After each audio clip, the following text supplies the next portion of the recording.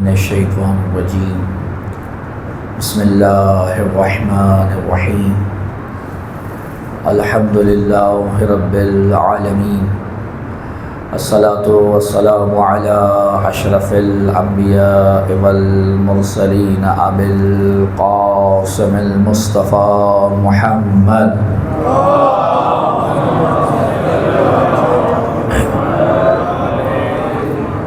وعلى أهل بيته الطيبين الطاهرين المعصومين المظلومين المنتجبين المنتخبين ولعنة الله على أعدائهم أجمعين من الأولين والآخرين يا رب العالمين. أما بعد فقد قال سبحانه وتعالى في محكم كتابه المجيد أعوذ بالله من الشيطان الرجيم بسم الله الرحمن الرحيم يا أيها الذين آمنوا اتقوا الله وكونوا مع الصادقين. صلوات پر محمد.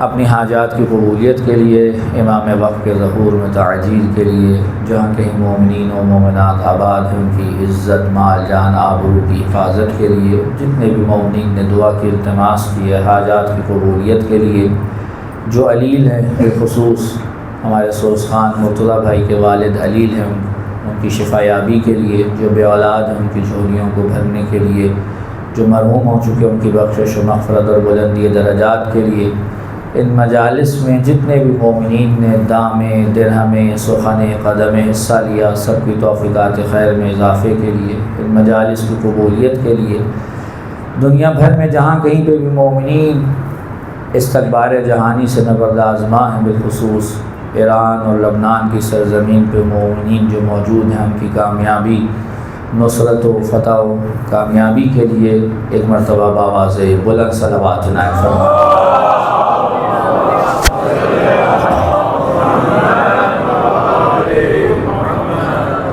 عزیزان محترم، سلسلہ گفتگو کی دوسری نشست ہے. قبل اس کے کہ میں کوئی گزارشات کا سلسلہ شروع کروں، آپ کی خدمت میں سب سے پہلے تو معذرت خواہ ہوں، کیونکہ اس سے پہلے مجھے ایک اور جگہ پہ مجلس سے خطاب کرنا تھا، کل بھی ہے پرسوں بھی ہے، تو وہاں سے نکلتے اور آپ کی خدمت میں پہنچتے تاخیر ہوئی، جس کے لیے میں آپ سے معذرت خواہ ہوں. کل گفتگو معیت کے عنوان سے ہو رہی تھی، اور آپ کی خدمت میں جو کل پیش کیا اس کا خلاصہ یہ ہے کہ معیت جسمانی خدا نہ طلب کرتا ہے نہ کرے گا، کیونکہ جسمانی معیت زمان و مکان کی قید رکھتی ہے، اور جو چیز انسان کی وسعت سے باہر ہو تو لا یکلف اللہ نفسا الا وسعها، خدا اس کا بوجھ اس کے اوپر نہیں ڈالتا. جبکہ نظریے اور قلبی معیت کی جب بات کی جائے تو اس کے لیے نہ زمان کی قید ہے نہ مکان کی قید ہے. اگر آپ اجازت دیں تو گفتگو کو آج اس طرح سے شروع کر لیتے ہیں کہ اگر جسمانی معیت، قرآن مجید کے عنوان سے بات کر رہا ہوں، قرآن مجید اگر جسمانی معیت کو ظاہر کرنے کی کوشش کرے یا جسمانی معیت کو بتانا چاہے تو جو لفظ قرآن استعمال کرتا ہے وہ ہے صاحب. کیا لفظ ہے؟ جس کو آپ دوسرے لفظوں میں صحبت سے نہیں مشتق سمجھتے ہیں. ایک اور لفظ آپ کے ہاں بہت معروف ہے، اس کے عنوان سے آپ کیا کہتے ہیں؟ صحابی. توجہ ہے؟ قرآن مجید میں حضرت یوسف علیہ السلام جب قید خانے میں ہیں تو وہاں پر ان کے ساتھ قیدی ہیں جو مسلمان نہیں ہیں، مشرک ہیں. انہیں حضرت یوسف کے ساتھ جسمانی معیت حاصل ہے، لیکن نظریاتی اور قلبی معیت حاصل نہیں ہے. اس لیے قرآن ان کو یہ نہیں کہتا کہ وہ معا تھے، بلکہ کیا کہتا ہے؟ وہ یوسف کے صاحب تھے. وہ کون تھے؟ صاحب تھے. صاحب یعنی جسے جسمانی معیت حاصل ہو. چلیں اس طرح سے بھی بات کر لیں, پریشان تو نہیں نا حضرات؟ آپ ایک واقعہ سنتے ہیں کہ جب پیغمبر گرامی اسلام ہجرت پر نکل رہے تھے تو ایک غار میں رکے. پتہ نہیں آپ ساتھ ہیں کہ نہیں ہیں. کون سا غار تھا وہ؟ نہیں غار ہرا کہاں تھا بھائی, اس میں تو وہی نازل ہوئی ہے. غار ثور, غار ثور. کون تھا کون نہیں تھا ہمیں یہ نہیں معلوم, لیکن قرآن نے کیا کہا کہ پیغمبر نے کس سے کہا؟ لصاحب ہی. پیغمبر نے کس سے بات کی؟ اپنے صاحب سے. یہ لفظ صاحب بتا رہا ہے کہ ابھی جس چیز کو مد نظر رکھا گیا ہے وہ جسمانی معیت ہے, ابھی نظریاتی معیت مد نظر نہیں ہے. اور یہی آیت دو لفظ کے بعد خدا کی یہ کیا کہتی ہے؟ پریشان نہ ہو, ڈر نہ کھاؤ, ان اللہ معنا. جب اللہ کے لیے بات کی تو کیا کہا؟ وہ ماں ہمارے ساتھ ہے. جب ان کے لیے بات ہوئی تو کیا کہا؟ لصاحب ہی. یہ دو لفظ بتا رہے ہیں کہ کہاں فقط جسمانی معیت ہے, کہاں نظریاتی معیت ہے. اب آپ اگر اسی بات کو آگے بڑھا لیں, پریشان نہیں ہے نا اللہ, اسی کو آگے بڑھا لیں. آپ ذرا دیکھیے کہ کتنا عجیب معاملہ ہے. ایک آیت ہے جو اکثر اوقات پڑھی جاتی ہے اور میں حیران ہوں کہ لوگ اس کا ترجمہ اور تفسیر کرتے ہوئے اسے فقط رسول کے زمانے سے کیسے جوڑ دیتے ہیں. محمد رسول اللہ والذین معہ. پتہ نہیں آپ ساتھ ہیں یا نہیں ہیں. والذین معہ, محمد اللہ کے رسول اور وہ لوگ جو ان کے ساتھ ہیں, جو ان کے ساتھ ہیں. اشداء علی الکفار رحماء بینہم. ان کی صفت یہ ہے کہ وہ کفار پہ سخت ہیں, آپس میں مہربان ہیں.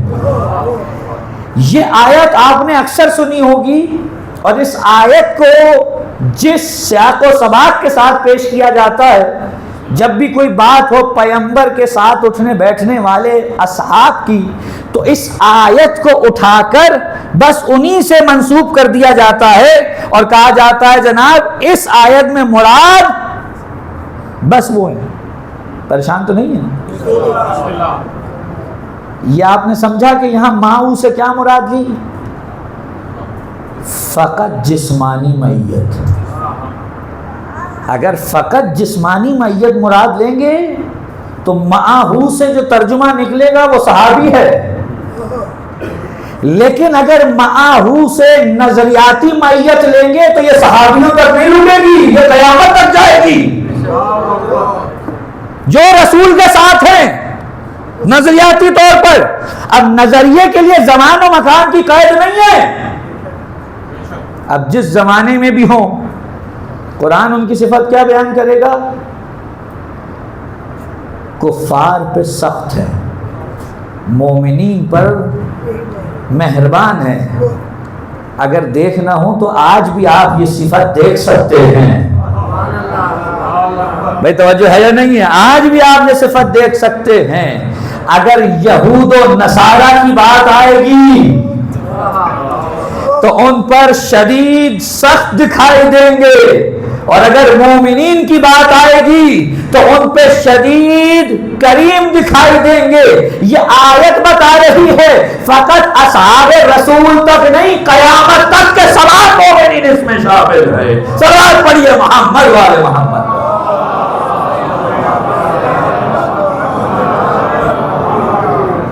میں حیران ہوں واقعی، پریشان تو نہیں نا حضرات؟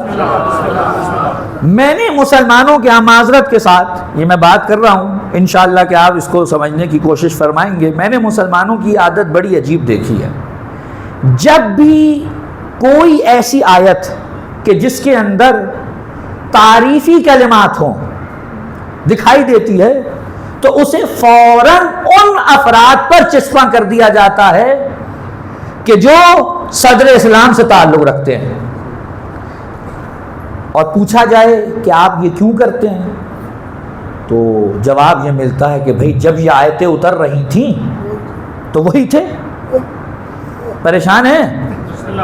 جب آیتیں اتر رہی تھی قبلہ تو وہی تھے.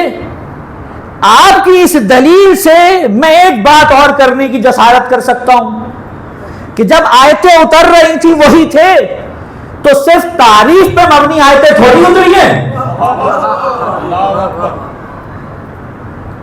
اگر جس زمانے میں آیتیں اتر رہی ہیں اس زمانے کے لوگوں کی طرف ہی ان کے مفاہیم کو پلٹنا ہے تو پھر فقط تعریف میں آیتیں تھوڑی اتر رہی ہیں، ذم میں بھی اتر رہی ہیں. اگر تعریف کی آیات کے پہلے مصداق وہ ہیں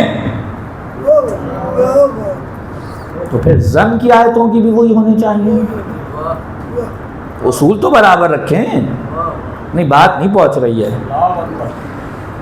ہم لوگوں نے بہت معذرت کے ساتھ یہ سمجھ لیا ہے کہ جو پیغمبر کے ساتھ اٹھا بیٹھا یا ائمہ کے ساتھ اٹھا بیٹھا کچھ بھی کر لے ہم اس کے جیسے ہو ہی نہیں سکتے.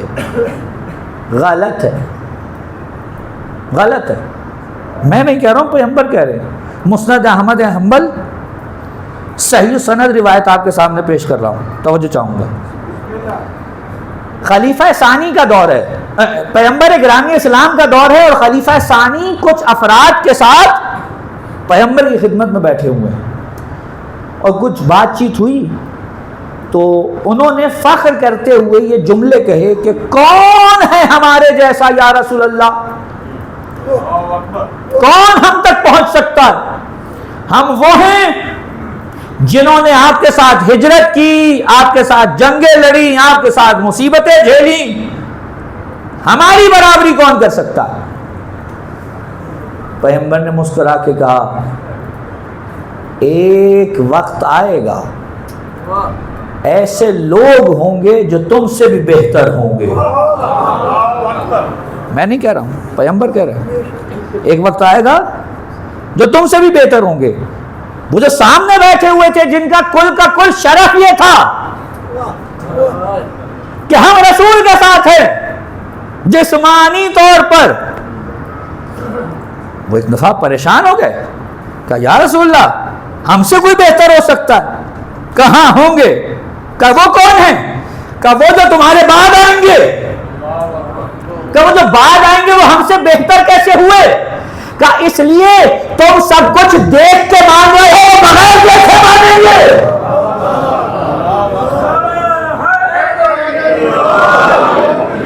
بھائی توجہ ہے، تم سب کچھ دیکھ کے مان رہے ہو، وہ بغیر دیکھے مانیں گے. مجھے بتائیے رسول کو دیکھا آپ نے؟ آپ نے امیر المومنین کو دیکھا؟ امام صادق علیہ السلام کو دیکھا؟ نہیں دیکھا. آپ کے لیے رسول بھی غیب ہیں، نہیں دیکھا نا. آپ کے لیے امام بھی غیب ہیں، نہیں دیکھا نا. نہ دیکھے ہوئے کو مان رہے ہیں. جملہ کہوں کھول نہیں سکتا بہت معذرت کے ساتھ. جو بغیر دیکھے مان رہے ہیں نا ان کو پھر بھی چھوٹ مل جائے گی. جنہوں نے آنکھوں سے دیکھ کے مانا ہے ان کو چھوٹ ملنا آسان نہیں ہے. سوال پڑے محمد والے.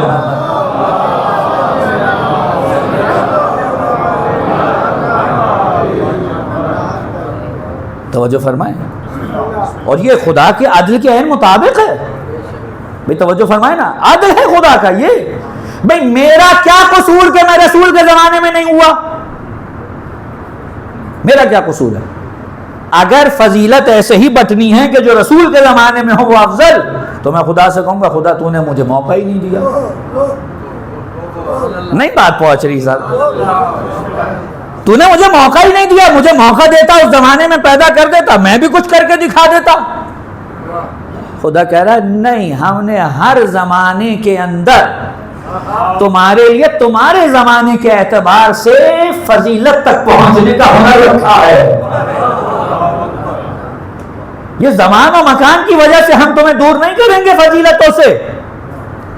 چلیے جملہ کہہ رہا ہوں، آج کی مجلس کا تبرک سمجھ لیجئے اس جملے کو. یہ مکتب اہل بیت کا اعجاز ہے کہ وہ فاصلوں کی وجہ سے فضیلتوں سے محروم نہیں کرتا. صلوات پڑھے محمد و آل محمد پر.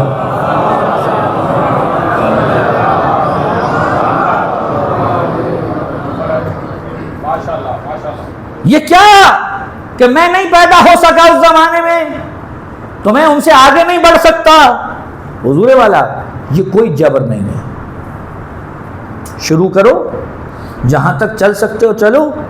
قبلہ جوادی عاملی اور شہید مطہری دونوں نے یہ جملہ لکھا، عجیب جملہ ہے کہ خدا کی جتنی بھی مخلوقات ہیں، توجہ، خدا کی جتنی بھی مخلوقات ہیں چاہے وہ فرشتے ہی کیوں نہ ہو، ان کے لیے بھی کوئی نہ کوئی حد معین ہے، وہ اس سے آگے نہیں جا سکتے.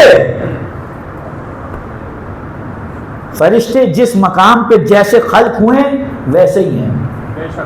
اب یہ بحث فلسفی ہے، میں کر نہیں سکتا کہ فرشتوں کے ہاں فعلیت ہی فعلیت ہے، قوے والی کہانی نہیں ہے. لیکن دونوں بزرگوار کیا ارشاد فرماتے ہیں؟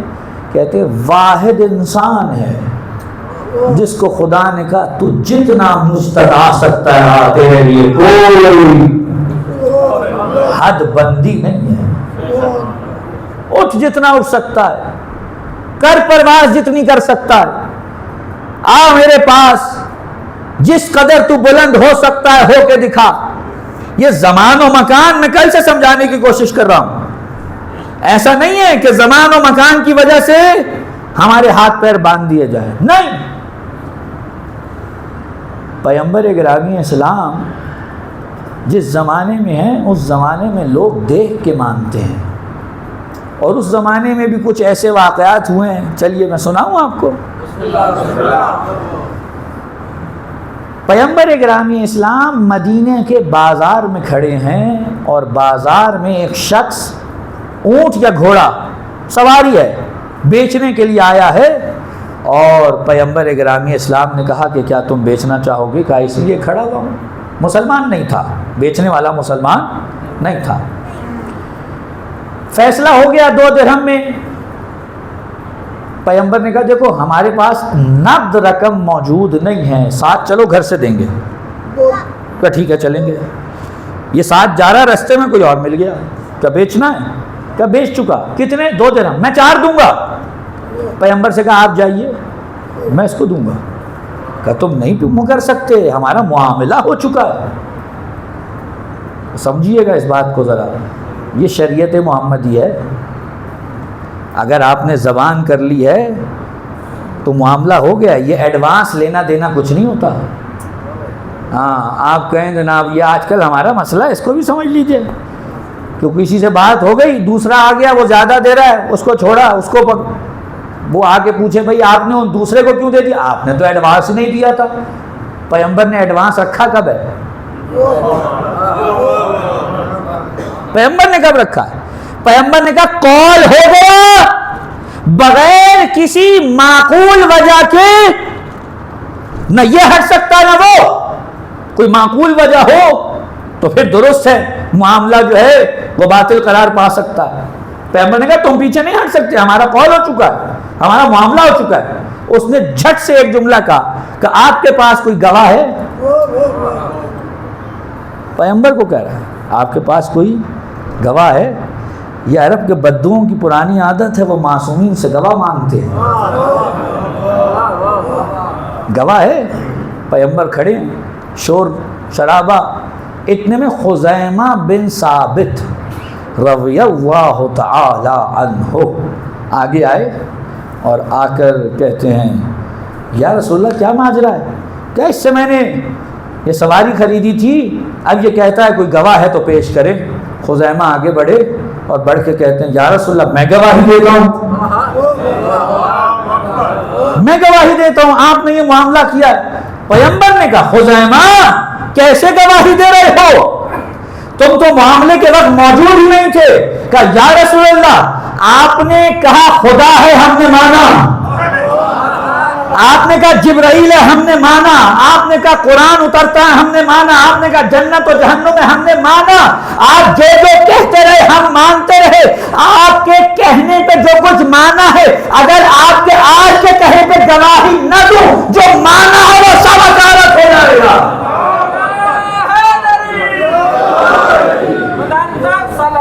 اللہم صلی اللہ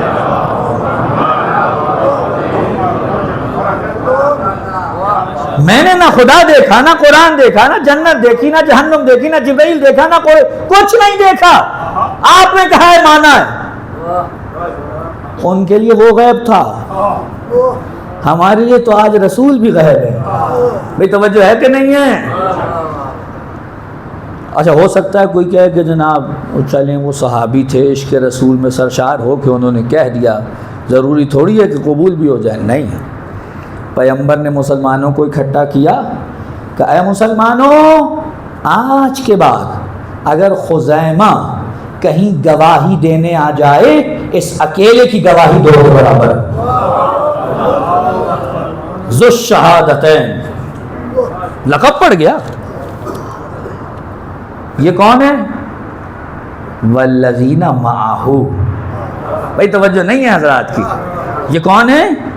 جو پیغمبر کے ساتھ ہیں، جن کو قرآن نے کیا کہا کونو مع الصادقین۔ یہ معیت جسمانی نہیں رکھتے فقط، یہ معیت قلبی و نظریاتی رکھتے ہیں، اور اس قلبی و نظریاتی معیت کا اثر جانتے ہیں کہاں ہوا؟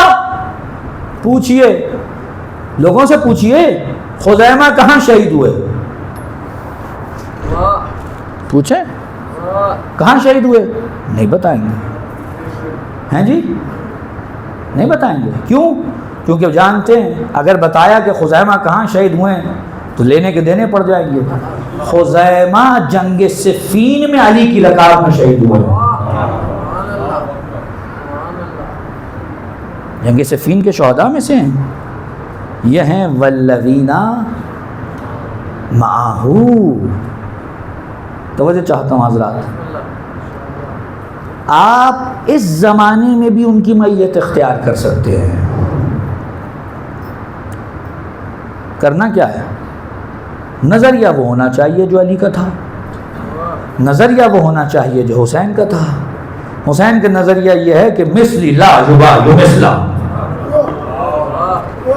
جو اس نظریے پہ آج بھی کھڑا ہے وہ نہ سمجھے کربلا میں نہیں ہے، وہ کربلا میں ہے، حسین کے ساتھ ہے۔ یہ بات نہیں ہے کہ آپ کا جسم وہاں نہیں ہے تو آپ وہاں نہیں ہیں، ہم جسم کی بات ہی نہیں کرتے۔ انسان کا جسم کچھ بھی نہیں ہے سوائے لباس کے، یہ وہ لباس ہے جو روح زیب تن کرتی ہے۔ جہان مادی میں روح آئی تو مادی لباس زیب تن کیا، عالم برزخ میں جائے گی تو برزخی لباس ہوگا، عالم جبروت میں جائے گی تو وہ لباس ہوگا۔ توجہ ہے کہ نہیں ہے؟ اگر گفتگو سنگین ہو تو مجھے فوراً بتا دیجیے گا۔ ہمیں حکم یہ ہے کہ صادقین کی معیت اختیار کیجئے۔ معیت کون سی؟ نظریاتی۔ اب آپ خود اپنے آپ سے سوال کر سکتے ہیں کہ ہم کس قدر اپنے نظریات میں صادقین کی معیت اختیار کیے ہوئے ہیں، ہم کہاں کھڑے ہیں؟ خود سمجھیے۔ اگر یہ دیکھنا ہو کہ صادقین کی معیت اختیار کر کے کیا ملتا ہے؟ رہبر شہید کو دیکھیے گا، خدا کی قسم میں بغیر کسی شک و ریب کے یہ کہہ سکتا ہوں کہ ہمیں پچھلے دور کی جو داستانیں سنائی جاتی تھیں وہ ہم نے اپنی آنکھوں سے دیکھی ہیں۔ ہاں، ہم اپنے بچوں کو بتائیں گے کہ ہم نے آنکھوں سے دیکھی ہیں۔ مجھے بتائیے کہاں ایسا ایمان لے کر آئیں گے آپ؟ انسان کچھ حد و حدود رکھتا ہے حضور والا، پریشان تو نہیں نا؟ پہلی حد یہ ہوتی ہے کہ مال اگر اس کے پاس ہے تو وہ کہتا ہے مال جاتا ہے تو جائے، جان بچ جائے، اور اگر جان کی بات آ جائے اور جان اپنی دینی ہے یا اولاد کی دینی ہے تو انسان کہتا ہے میری چلی جائے اولاد بچ جائے۔ اور اگر کوئی دیندار ہوتا ہے تو وہ کہتا ہے سب کچھ چلا جائے دین بچ جائے۔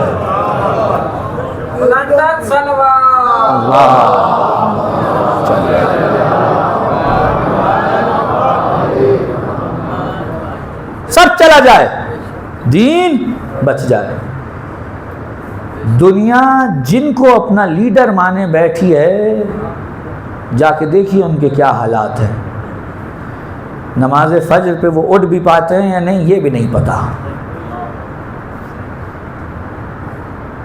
لطف خدا ہے، خدا کی قسم لطف خدا ہے کہ اس نے ہمیں ایسے، معصوم تو نہیں ہے، توجہ ہے کہ نہیں؟ رہبر شہید کوئی معصوم تو نہیں تھے، کوئی اگر مانتا ہے تو غلط کہتا ہے، قطعاً معصوم نہیں تھے، امام منصوص من اللہ بھی نہیں تھے۔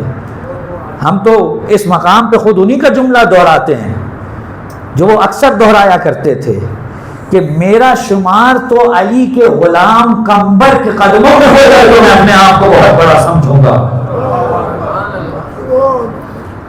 اس مقام پر یہ ہے معاہو، توجہ چاہتا ہوں، قمبر علی کے ساتھ فقط جسمانی طور پہ نہیں ہے، نظریاتی طور پہ۔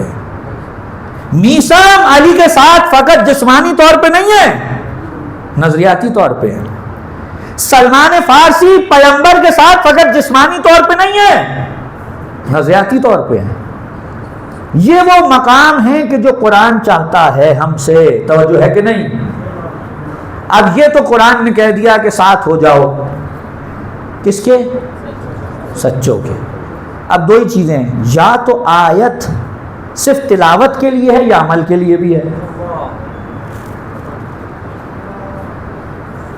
کوئی مانے گا کہ صرف تلاوت کے لیے ہے؟ عمل کے لیے بھی ہے۔ جب عمل کے لیے ہے تو پھر ضروری ہے کہ خود خدا بتائے کہ سچے ہیں کون۔ خود خدا دے تو بتائے بھی تو صحیح سچے کون ہیں۔ میں کوئی بات کرتا ہی نہیں، میں صرف ایک بات کروں گا، عقلی بات ہے، توجہ چاہوں گا۔ کوئی سچا ہو یا نہ ہو، پیغمبر تو ہے نا، کوئی ہو کہ نہ ہو پیغمبر تو ہے۔ ابھی میں نے آپ کے سامنے واقعہ پڑھا، پورے کے پورے دین اسلام کا اگر آپ مجھ سے پوچھیں گے خلاصہ کیا ہے، میں بتاؤں کیا ہے؟ پیغمبر کی زبان۔ بھئی قرآن کو پیغمبر نے قرآن کہا ہے تو قرآن ہے، مجھے کیا پتا کیا اترتا ہے۔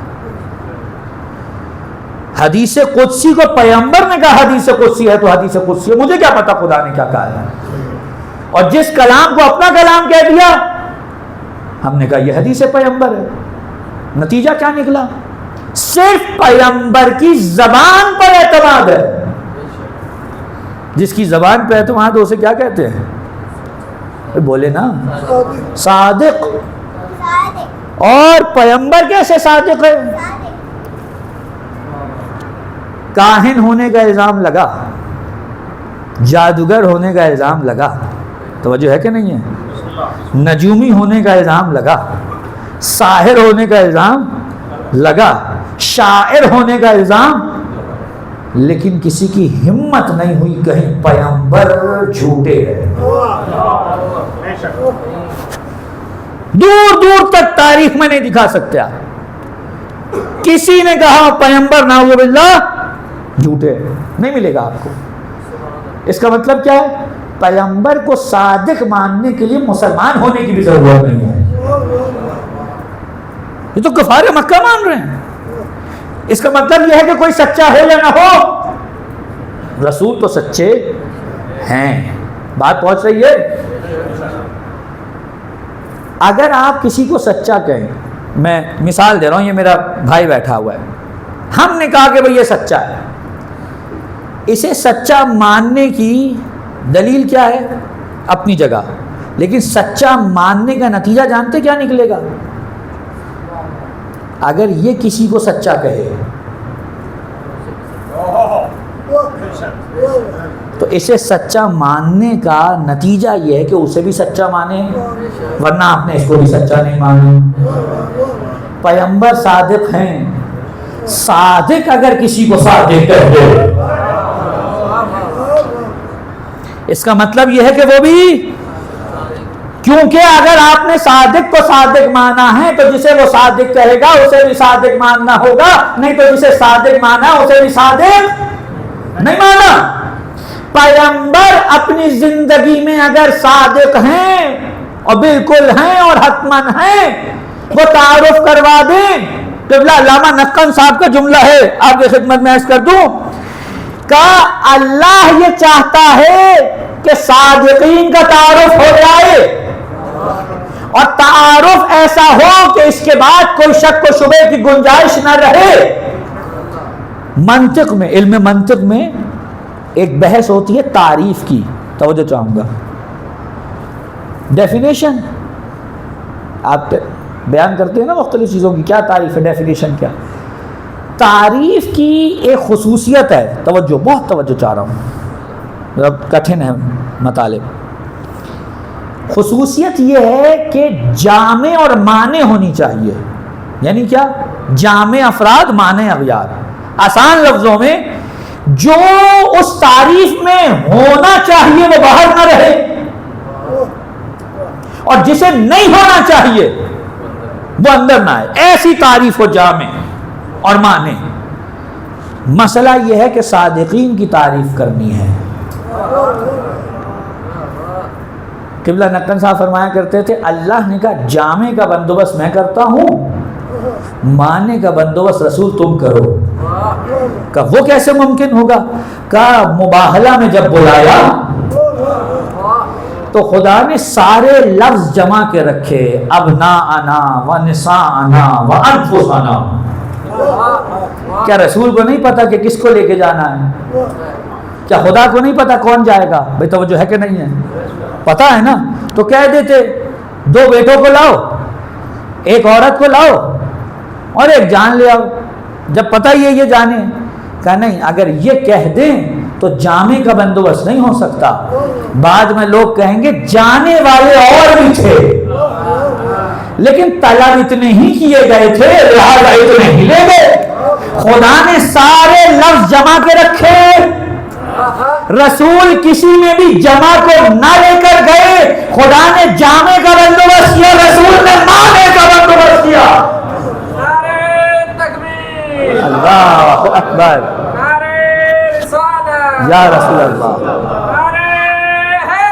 یا اللہم صلی علی محمد. خدا نے جامع کا بندوبست کیا، رسول نے معنی کا بندوبست کیا کہ جو آ سکتے ہیں ان سب کی بات ہو، اور پیغمبر تم انہیں لے کے جاؤ جو جانے والے ہیں، تاکہ اس جملے کو ہمیشہ کے لیے ختم کر دیا جائے کہ قابلیت اور بھی رکھتے تھے لیکن رسول سے طلب بس اتنے کیے گئے تھے. رسول جھوٹوں پہ لعنت کرنے لے جا رہے ہیں، جو جھوٹوں پہ لعنت کرے وہی صادقین ہے. صلوات پڑھے محمد و محمد.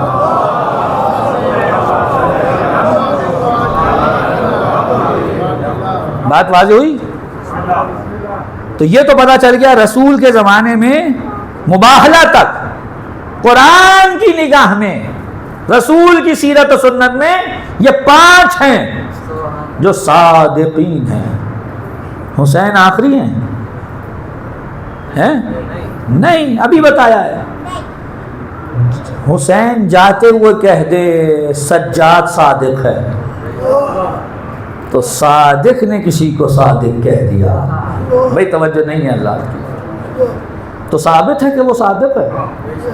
سجاد جاتے ہوئے کہہ دے میرے بعد محمد باقر صادق ہے۔ یہ سلسلہ ایسے ہی چل رہا ہے۔ آج کے زمانے میں بھی ایک وجود صادق باقی ہے۔ اللہ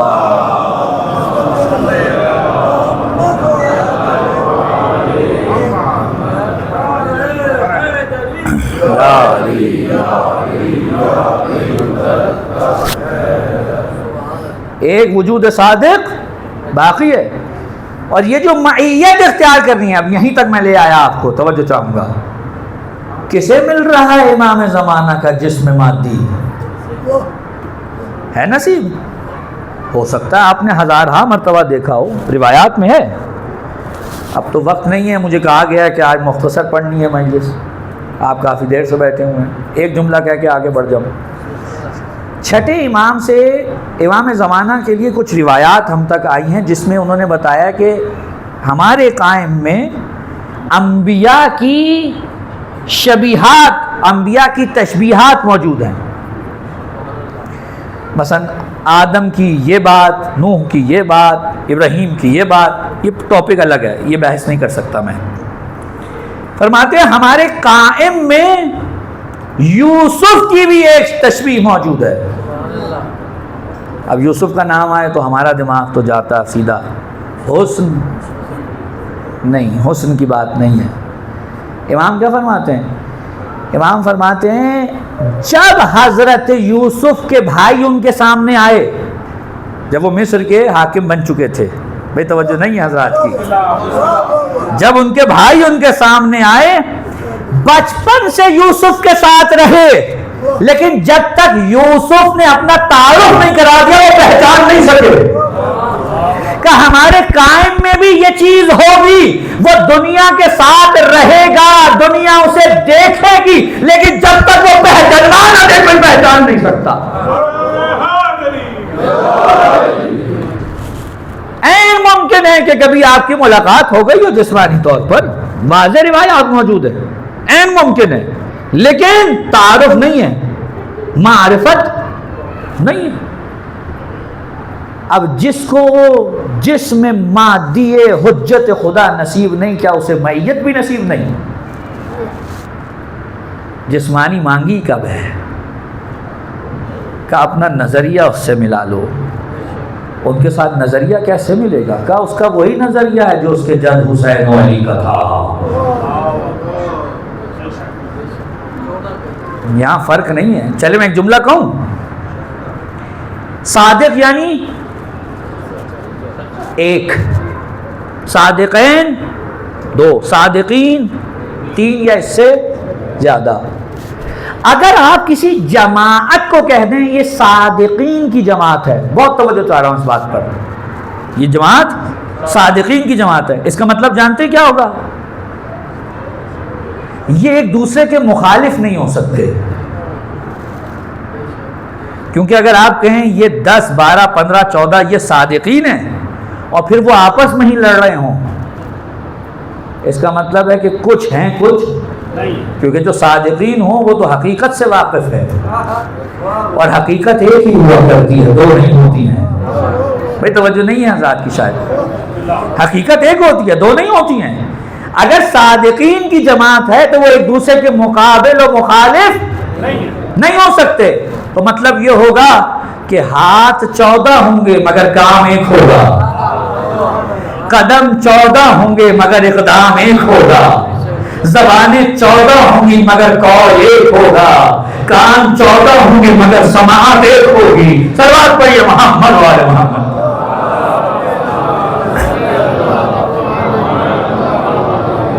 لہذا اگر کبھی، توجہ چاہ رہا ہوں، آخری جملہ ہے، اگر کبھی آپ کو یہ لگے یا کبھی یہ شک ہو کہ یہ فرض صادقین میں شمار ہوتی ہے یا نہیں ہے، آج کل آپ نے دیکھا ہوگا امیر المومنین کے ایک لقب پر بہت بحث ہو رہی ہے، صدیق اکبر پہ بہت بحث ہو رہی ہے، یہ لقب کس کا ہے کس کا نہیں ہے، مجھے ابھی یہ بحث نہیں کرنی ہے، لیکن میں ایک بات آپ کے سامنے رکھ رہا ہوں، صادق چاہے مرد ہو چاہے خاتون، اگر دیکھنا ہو حقیقت میں صادق ہے یا نہیں ہے تو یہ دیکھیے گا جنہیں صادق کہا جا رہا ہے وہ کبھی آپس میں لڑتے ہوئے دکھائی تو نہیں دے رہے۔ اگر کہیں لڑائی دکھائی دے تو سمجھ جائیے گا کہ کوئی سچا ہے کوئی سچا نہیں ہے۔ سوال پڑے محمد،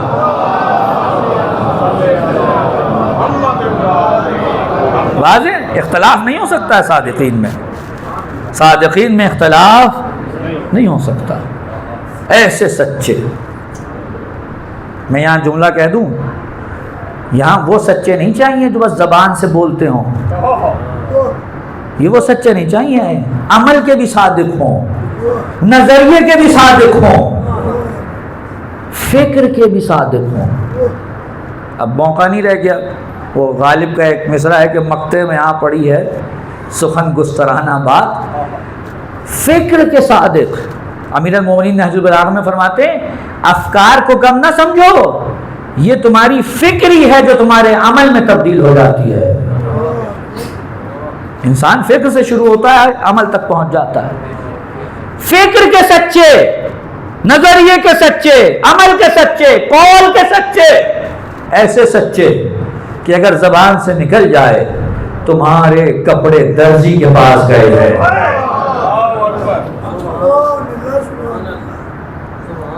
اگر زبان سے نکل جائے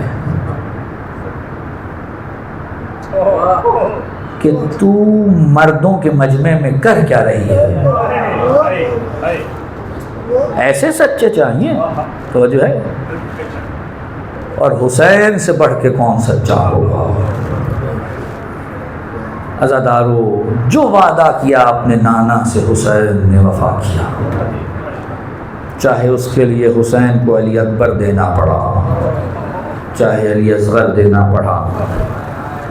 عزادارو، کل آپ شہزادی کی شہادت سن چکے، مجھے اگر اجازت دیں تو میرا دل ہے کہ آج اس طرف لے چلوں آپ کو جس کا تذکرہ بہت کم ہوتا ہے۔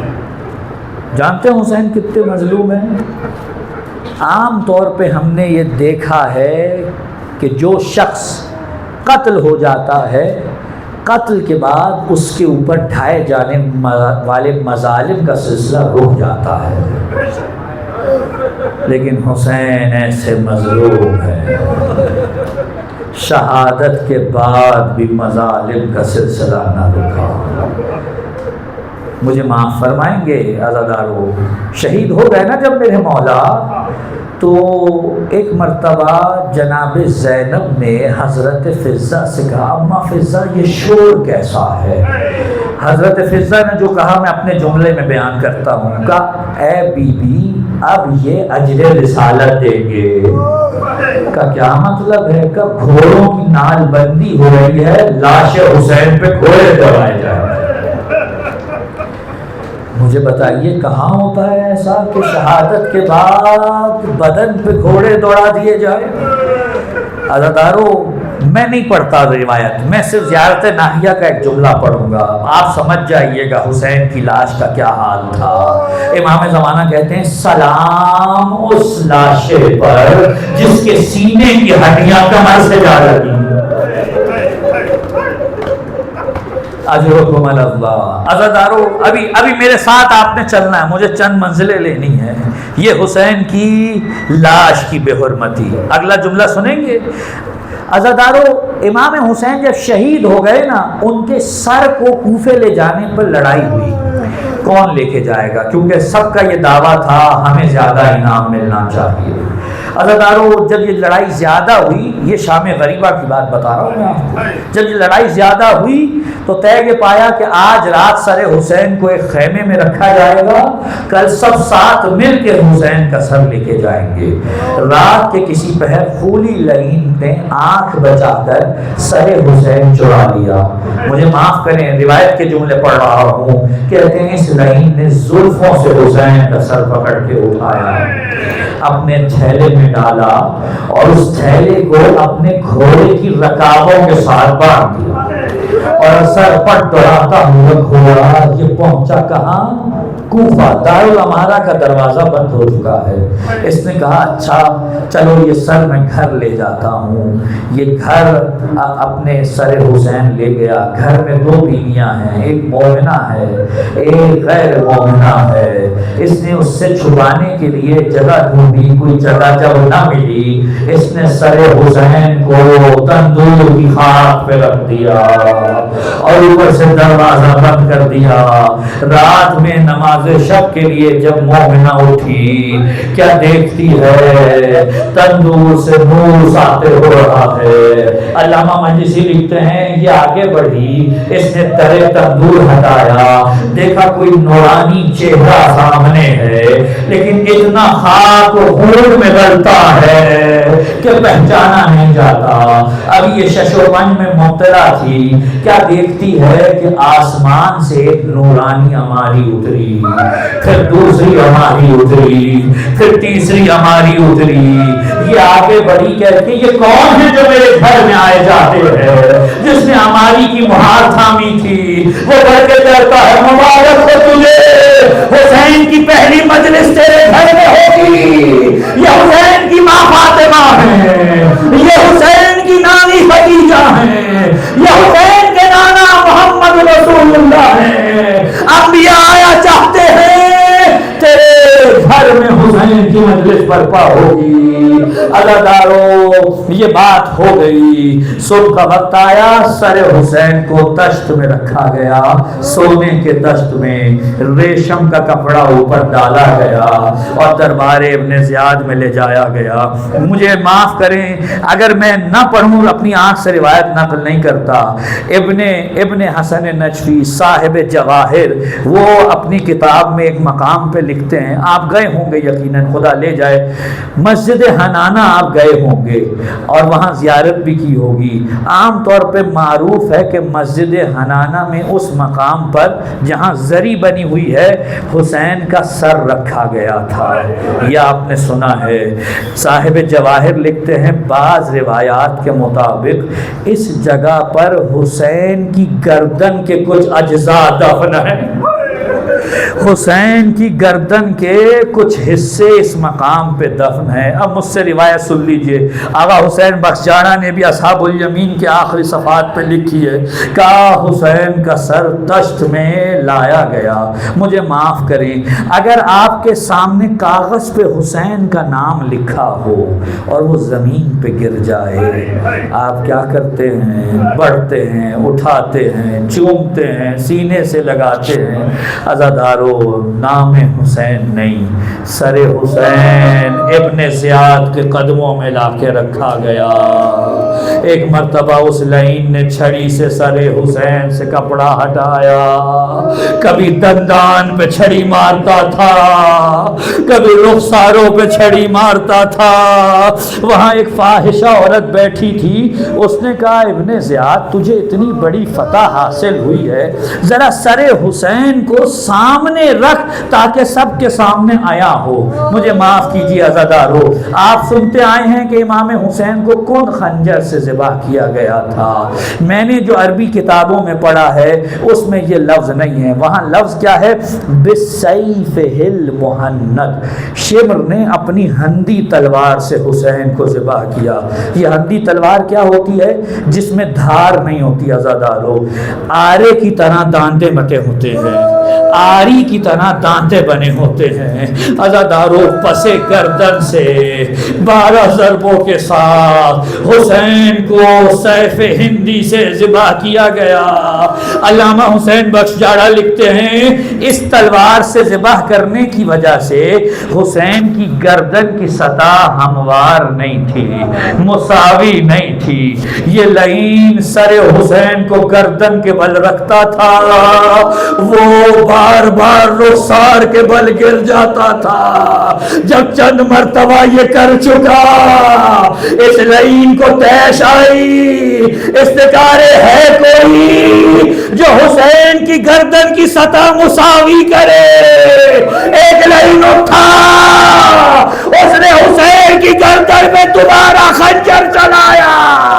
سید سجاد دیکھتے رہے, زینب عالیہ دیکھتی رہی, رابطہ کی آوازیں دیتے رہے.